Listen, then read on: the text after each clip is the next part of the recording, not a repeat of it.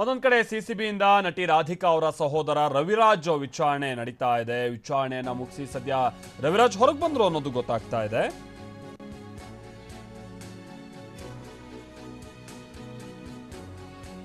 ನಿಮ್ಗೆ ಗೊತ್ತಿರಲಿ, ರವಿರಾಜ್ರನ್ನ ಎರಡನೇ ಬಾರಿ ಈಗ ವಿಚಾರಣೆಗೆ ಕರೆದಿರುವಂತದ್ದು ವಂಚಕ ಯುವರಾಜ ಸ್ವಾಮಿ ಪ್ರಕರಣಕ್ಕೆ ಸಂಬಂಧಪಟ್ಟ ಹಾಗೆ.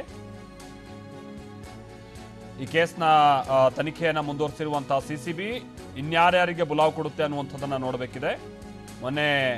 ಮೊದಲಿಗೆ ರವಿರಾಜ್ ಅವರಿಗೆ ಬುಲಾವ್ ಕೊಡಲಾಗಿತ್ತು. ರವಿರಾಜ್ ಅವರ ವಿಚಾರಣೆ ನಡೆಸಾದ ನಂತರದಲ್ಲಿ ತಂಗಿ ರಾಧಿಕಾ ಅವರನ್ನ ಕರೆಸಲಾಯಿತು. ಇದೀಗ ಮತ್ತೆ ರವಿರಾಜ್ ಅನ್ನ ಕರೆಸಲಾಗಿದೆ. ನೋಡಿದ್ರೆ ಸೊ ಈ ಅಣ್ಣ ತಂಗಿಯಿಂದ ಯುವರಾಜ್ ಜೊತೆಗೆ ಬಹಳಷ್ಟು ವ್ಯವಹಾರ ಇತ್ತಾ ಅನ್ನುವಂಥ ಅನುಮಾನವನ್ನ ಸಹಜವಾಗಿ ಹುಟ್ಟುಹಾಕುತ್ತೆ. ಯುವರಾಜ್ ಜೊತೆಗಿನ ಹಣದ ವ್ಯವಹಾರಕ್ಕೆ ಸಂಬಂಧಪಟ್ಟ ಹಾಗಿನ ವಿಚಾರಣೆ ಆಗಿದೆ. ಪ್ರಕರಣದ ತನಿಖಾಧಿಕಾರಿ ಎಸಿಪಿ ನಾಗರಾಜ್ ಈ ವಿಚಾರಣೆಯನ್ನು ನಡೆಸಿದ್ದಾರೆ. ಚಾಮರಾಜಪೇಟೆ ಸಿಸಿಬಿ ಕಚೇರಿಯಲ್ಲಿ ಸದ್ಯ ರವಿರಾಜ್ ಅವರ ವಿಚಾರಣೆ ಆಗಿದೆ ಅನ್ನೋದು ತಿಳಿದು ಬರ್ತಾ ಇದೆ. ಇಲ್ಲಿ ರವಿರಾಜ್ ಹೇಳ್ತಾ ಇದ್ರಲ್ವಾ,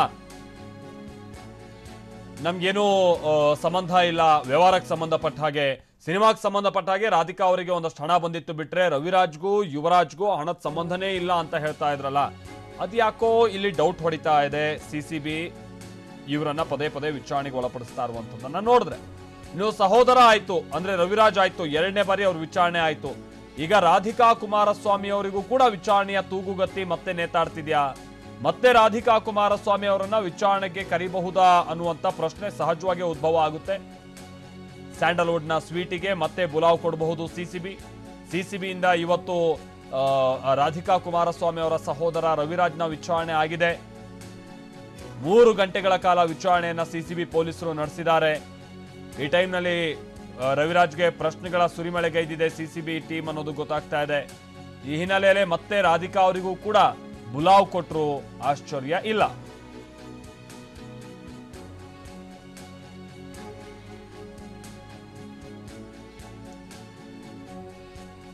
ಸುಮಾರು 3 ಗಂಟೆಗಳ ಕಾಲ ಇವತ್ತು ವಿಚಾರಣೆ ನಡೆಸಿದ್ದಾರೆ ಸಿಸಿಬಿ ಅಧಿಕಾರಿಗಳು. ನಾವು ಅದೇ ವಿಚಾರವನ್ನ ಹೇಳ್ತಾ ಇದ್ದಿದ್ದು.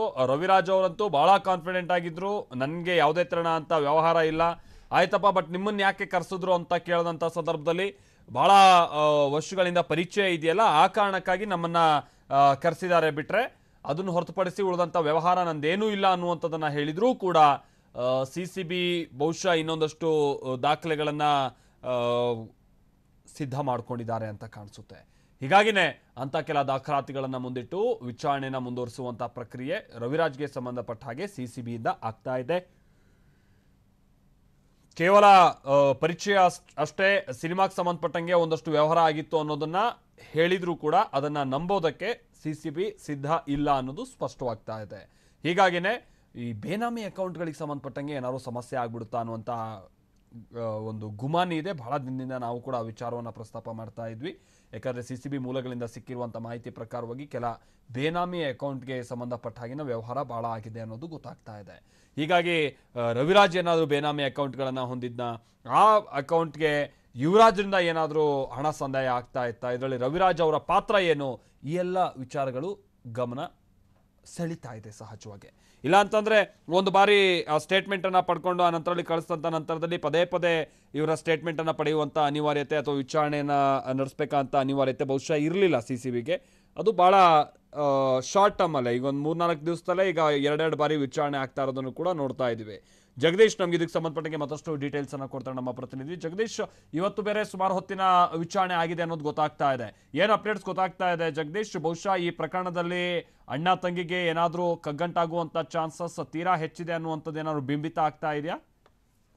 ಇನ್ನು ಈ ಬಗ್ಗೆ ಮತ್ತಷ್ಟು ಮಾಹಿತಿ ಬರ್ಬೇಕಾಗಿರುವಂತದ್ದು ಮಲ್ತೇಶ್. ಈಗಾಗಲೇ ಈ ಪ್ರಕರಣಕ್ಕೆ ಸಂಬಂಧಿಸಿದಂತೆ ಏನು ಸಾಕಷ್ಟು ಒಂದು ತನಿಖೆಯನ್ನ ಮಾಡ್ಲಾಗ್ತಾ ಇತ್ತು. ಈ ಹಿಂದೆ ಕೂಡ ರವಿರಾಜನನ್ನ ಹಣ ವ್ಯವಹಾರದ ವಿಚಾರವಾಗಿ ಕೂಡ ಒಂದು ವಿಚಾರಣೆಯನ್ನ ಕೂಡ ಮಾಡಲಾಗಿತ್ತು. ಅದಾದ ಬಳಿಕವಾಗಿ ರಾಧಿಕಾಗೆ ನೋಟಿಸ್ ಅನ್ನ ನೀಡಿ ಸತತವಾಗಿ 4 ಗಂಟೆಗಳ ಕಾಲ ರಾಧಿಕಾಗೆ ಸಾಕಷ್ಟು ಒಂದು ಪ್ರಶ್ನೆಗಳನ್ನು ಕೂಡ ಕೇಳಲಾಗಿತ್ತು. ಇನ್ನು ಇದಾದ ಬಳಿಕವಾಗಿ ಈಗ ಮತ್ತೆ ರವಿರಾಜ್ಗೆ ಬುಲಾವ್ ಮಾಡಲಾಗಿತ್ತು. ಖಂಡಿತವಾಗ್ಲೂ ಈಗಾಗಲೇ ಈ ಪ್ರಕರಣದ ಸಂಬಂಧಿಸಿದಂತೆ ಈಗಾಗಲೇ ಸಾಕಷ್ಟು ಒಂದು ವಿಚಾರಣೆಗೆ ಮುಂದುವರಿಸಿದಂತಹ ಸಿಸಿಬಿ ಅಧಿಕಾರಿಗಳು ಹಲವು ಮಾಹಿತಿಗಳನ್ನ ಕಲೆ ಹಾಕಿದ್ರು.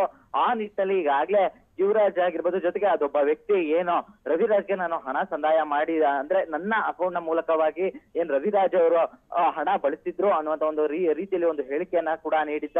ಆ ಮಾಹಿತಿಗಳ ಆಧರಿಸಿಕೊಂಡು ಈಗಾಗಲೇ ಸಾಕಷ್ಟು ಒಂದು ತನಿಖೆಯನ್ನು ಕೂಡ ಮಾಡ್ತಾ ಇದ್ದ ಸಿಸಿಬಿ ಅಧಿಕಾರಿಗಳು ಈಗ ಮತ್ತೆ ಪುಲಾವನ್ನ ಮಾಡಲಾಗಿತ್ತು. ಖಂಡಿತವಾಗೂ ಬೆಳಗ್ಗೆ 11 ಗಂಟೆಗೆ ಸಿಸಿಬಿ ಕಚೇರಿಗೆ ಹಾಜರಾದಂತಹ ರವಿರಾಜ್ಗೆ ಸತತ 3 ಗಂಟೆಗಳ ಕಾಲ ವಿಚಾರಣೆ ಮಾಡಲಾಗಿರುವಂತದ್ದು. ಪ್ರಮುಖವಾಗಿ ಈಗಾಗಲೇ ಪ್ರಕರಣದ ತನಿಖಾಧಿಕಾರಿ ಆಗಿರುವಂತಹ ಏನು ಎಸಿಪಿ ನಾಗರಾಜ್ ಅವರು ಇದ್ದಾರೆ, ಅವರು ಈಗಾಗಲೇ ಏನೊಂದು ಈ ಪ್ರಕರಣಕ್ಕೆ ಸಂಬಂಧಿಸಿದಂತೆ ಈಗಾಗಲೇ ಒಂದು ಹಣದ ವ್ಯವಹಾರ ಏನಿದೆ ಆ ವಿಚಾರವಾಗಿ ಸಾಕಷ್ಟು ಒಂದು ವಿಚಾರಣೆಯನ್ನ ಕೂಡ ಮಾಡಲಾಗಿರುವಂತದ್ದು.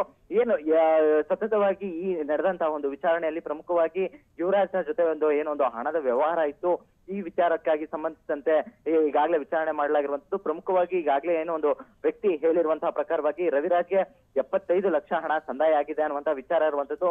ಆ ನಿಟ್ಟಿನಲ್ಲಿ ಈ ಹಣಕ್ಕೆ ನಿಮಗೂ ಏನು ಸಂಬಂಧ, ಯಾವ ವಿಚಾರವಾಗಿ ಹಣ ತೆಗೆದುಕೊಂಡಿದ್ರೆ ಅನ್ನುವಂತಹ ಲೆಕ್ಕಾಚಾರದಲ್ಲಿ ಈಗಾಗಲೇ ವಿಚಾರಣೆ ಮುಂದುವರಿಸಿದ್ದು. Okay thank you Jagadish.